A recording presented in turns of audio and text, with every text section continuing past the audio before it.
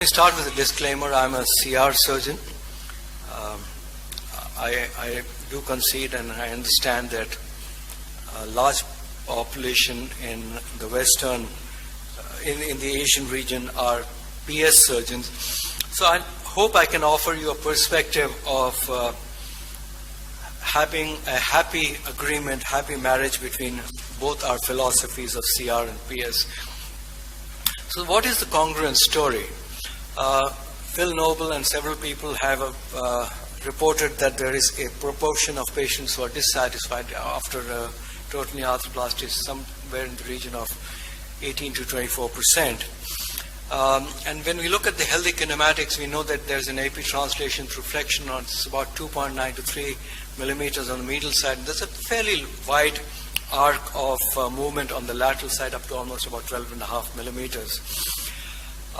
In terms of the cruciate retaining design, the shift is between 7 millimeters on the medial side and almost 14 millimeters on the lateral side.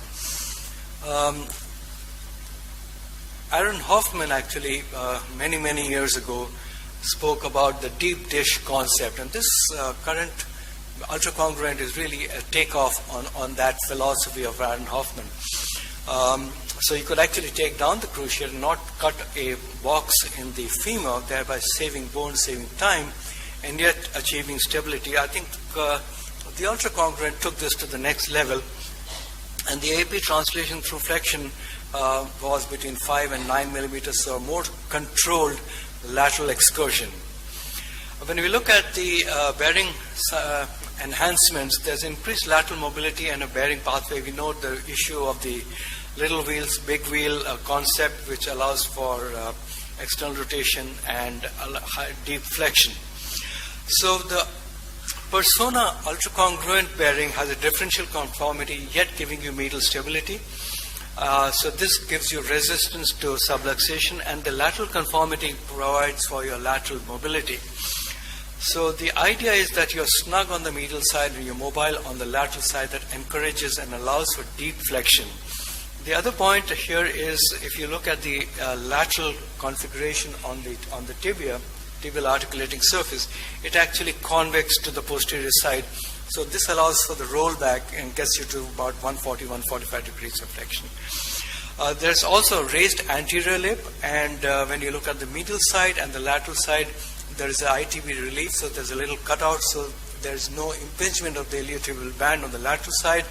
The lip on the anterior side of the medial component allows for a restraint and an anterior stability. So typically, if you were doing a CR knee and you have taken about 7 degrees of posterior slope and then you need to shift to a PS, you typically need to recut your tibia because your tibial alignment should be at between 2 to 3 degrees. The good thing about the UC configuration is you do not need to recut your tibia because the slope is cut out in the articulating surface itself. It adapts and adjusts to it. So the low points actually have been shifted anteriorly, and this is basically the same as building out 2 degrees of slope. So if you're at 5 degrees, you go down to 3. If you're at 7, you'll go back to 5. So you do not need to make a recut on the tibial side. There's this little bump at the back that you can see over here. This actually is the functional of what the PS surgeons use, a cam. This is the cam in the ultracongruent design, and it is most effective in extension and the mid-range of flexion up to about 60 degrees.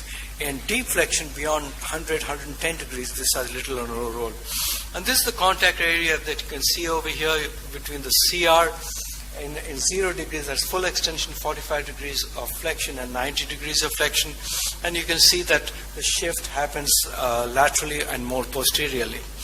So in terms of tibial preparation, there's nothing special that needs to be done. You do it exactly like you would do a CR knee.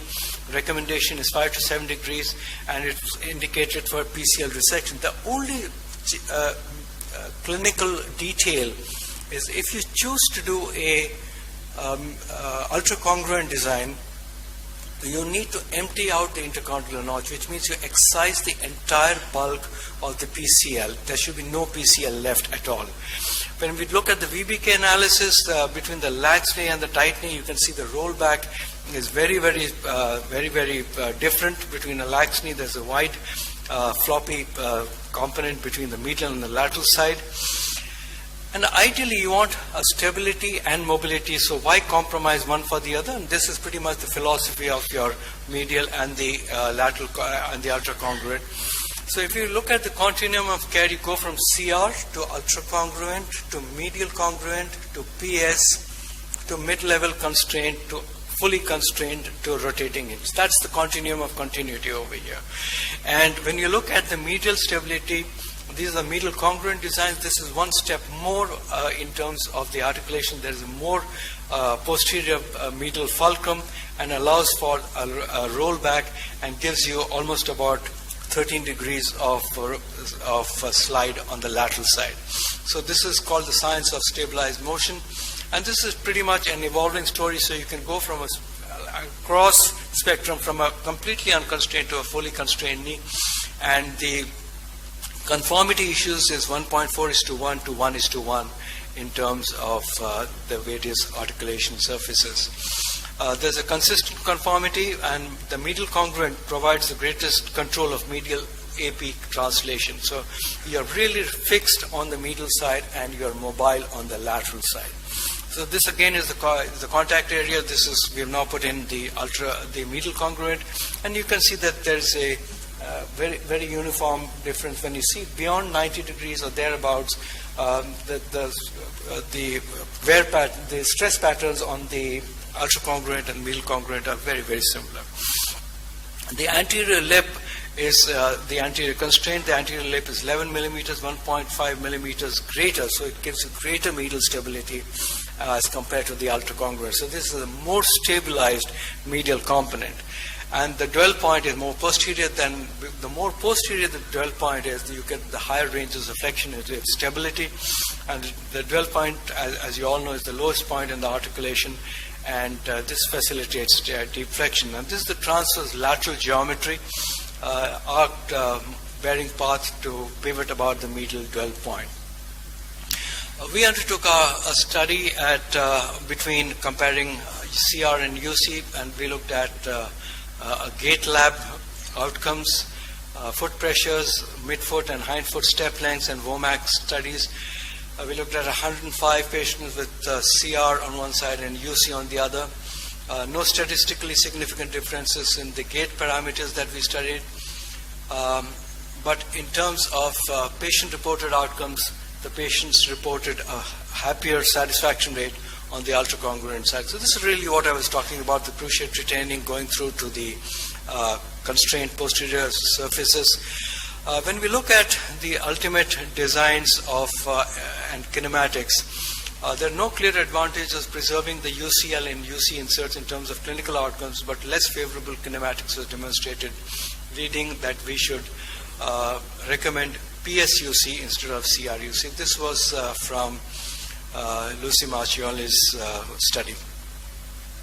We published our article in the Journal of Arthroplasty a few years ago, functional outcomes after total knee arthroplasty using the two different types of systems. So when do you use the medial congruent or the ultracongruent?